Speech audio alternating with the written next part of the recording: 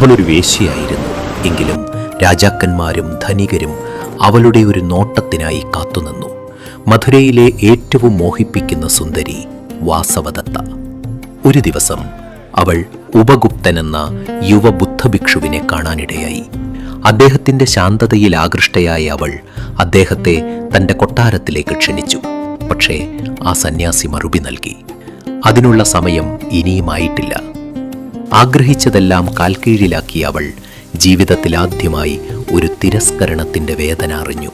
എങ്കിലും വിട്ടു നൽകാതെ അവൾ വീണ്ടും വീണ്ടും അദ്ദേഹത്തെ ക്ഷണിച്ചുകൊണ്ടിരുന്നു.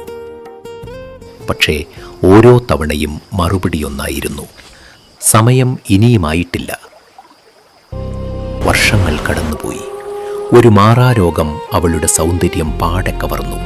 അതോടെ ആരാധകർ കൈവിട്ടു, സമ്പത്തില്ലാതായി. ഒടുവിൽ നഗരത്തിന് പുറത്ത് ആരും നോക്കാനില്ലാതെ അവൾ ഉപേക്ഷിക്കപ്പെട്ടു. മരണത്തോട് മല്ലിട്ട ആ രാത്രിയിൽ ഉപഗുപ്തൻ അവളുടെ അരികിലെത്തി.